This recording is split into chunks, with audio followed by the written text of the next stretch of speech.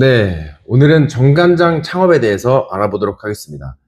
정관장은 주식회사 한국인삼공사에서 운영하는 브랜드로 홍삼으로는 국내에서 독보적이고 높은 점유율을 기록하고 있습니다.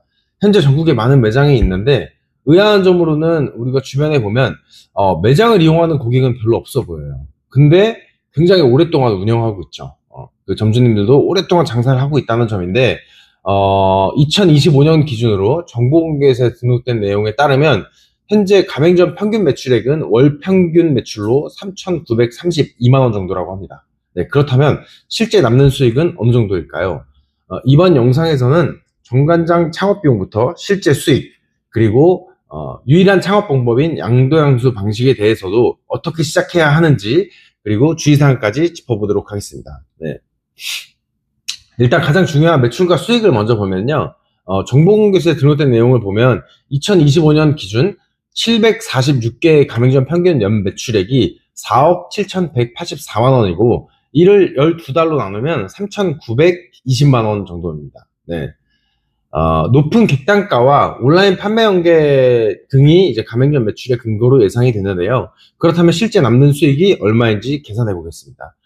일단 정관장은 1인 운영이 충분히 가능합니다. 그리고 가족이 경영하는 경우에 밖으로 새는 인건비가 전혀 없는데요. 일단 점주님들 휴무가 필요하니 1인이 운영한다고 가정하고 인건비를 120만 원 정도로 책정을 하고 계산을 해보겠습니다.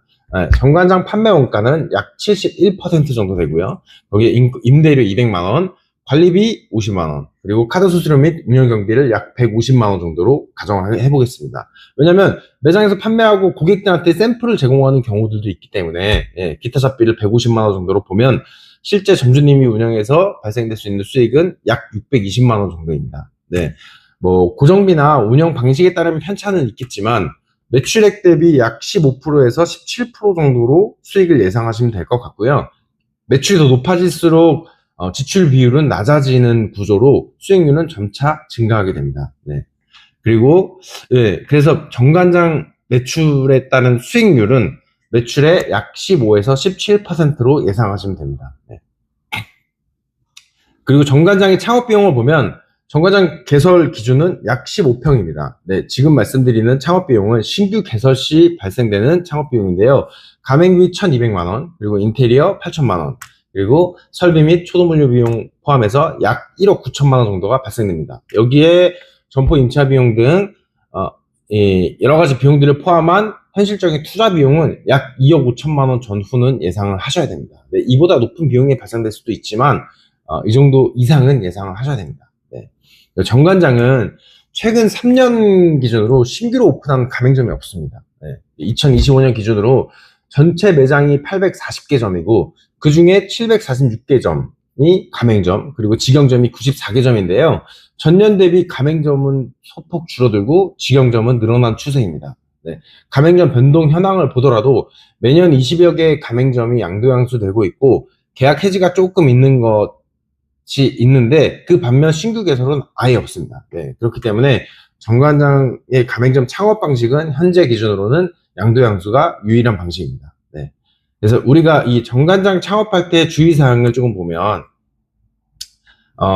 양도양수가 유일한 방식인데 매물을 우리가 봤을 때 매출이 현재 뭐 5천만 원이다, 6천만 원이다, 굉장히 좋죠. 물론 데이터들도 다 확인할 수가 있기 때문에 신뢰도도 있는 정보이겠지만 그 매출이 내가 인수를 한다고 그대로 오는 건 아닙니다. 네, 그 이유는 온라인 매출은 이 정관장 본사에서 온라인 매출은 근처에 있는 가맹점에 연계해 준다고 해요. 예, 그렇지만 워킹 고객도 있을 거고 근데 반면에 기존 점주님들이 갖고 있는 단골 고객이 있습니다.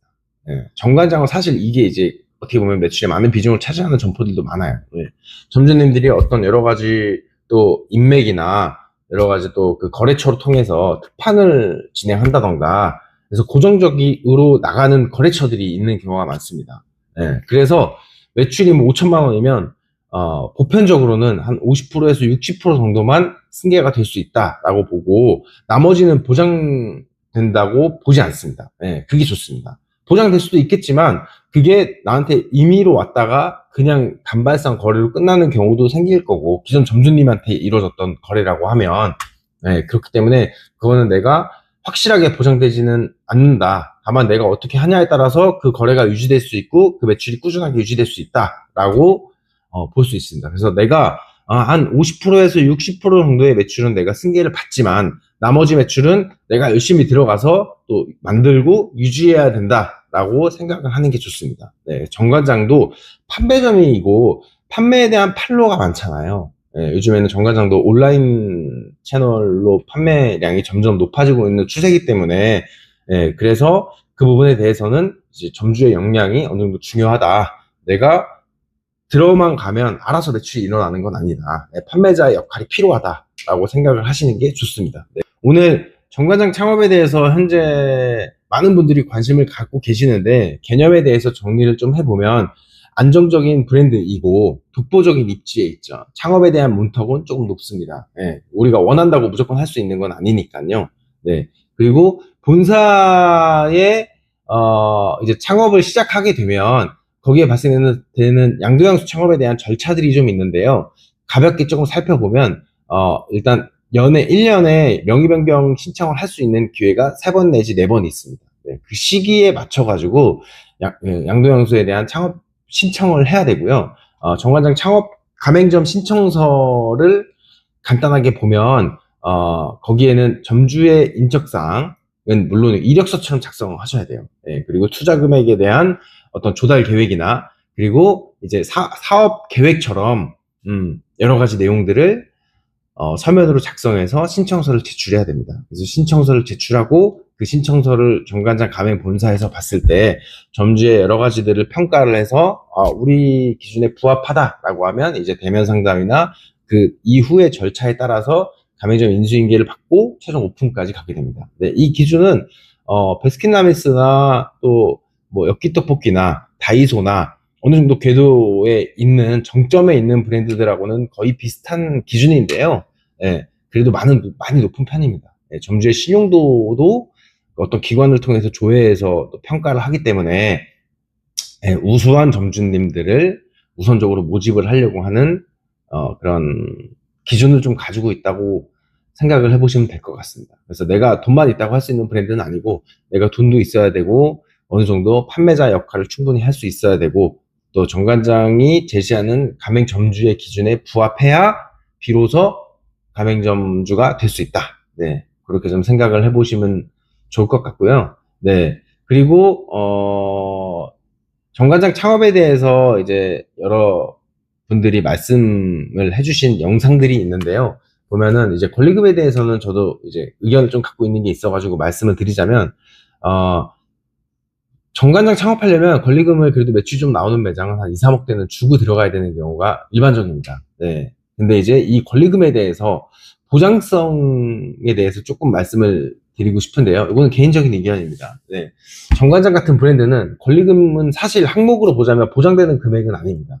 뭐 매출이나 영업, 그 권리금이 보통은 이제 뭐 영업 권리, 시설 권리, 그리고 이제 점포에 대한 바닥 권리, 이 세 가지로 이제 구분이 돼 있고, 이걸 포괄적인 거래로 양도양수를 하게 되는데, 사실 이 정관장 같은 브랜드는 브랜드에 어떤 이슈나 문제가 생기지 않는다면, 매출에 큰 변화는 별로 예상이 안 되고요. 점주님이 운영만 그냥 보편적인 수준으로 해준다고 하면, 그렇게 해서 매출이 큰 변화 없이 유지된다고 하면, 내가 5년, 10년 후에도 어느 정도, 들어간 비용 정도에서 뭐 약간의 편차가 있을 수 있겠지만 충분히 회수가 가능하다라고 생각합니다. 사실 그 부분에 대한 안정성, 매출과 초기 창업 비용과 어떤 수익에 대한 안정성을 기대하기 위해서 얻기 위해서 대표적인 브랜드, 정관장 같은 브랜드를 시도하는 거니까요. 네, 그게 보장되지 않는다고 하면 사실 정관장 할 필요는 없잖아요.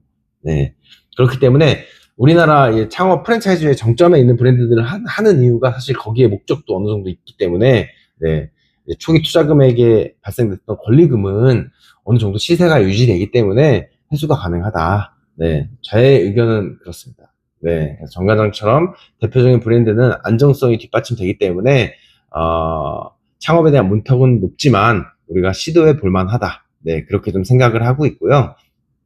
네, 이제 다만 중장기적으로 조금 조심해야 될 부분들이나 고민해야 될 부분들은 판매점 같은 경우에는 결국에는 온라인 판매 비중이나 이런 다른 판로, 그러니까 매장의 워킹으로 가지 않아도 이뤄질 수 있는 판매가 많기 때문에 이 부분들이 어떻게 변화되고 또는 이 가맹 본사에서 가맹 점주들과의 권익 보호를 위해서 어떻게 이것들을 분배할지 이 부분들은 조금 이제 생각해 봐야 될 부분인 것 같습니다. 네, 그럼 오늘 정관장 창업에 대한 이야기는 여기까지 하고요. 오늘 영상이 도움이 되셨다면 구독과 좋아요 부탁드립니다. 감사합니다.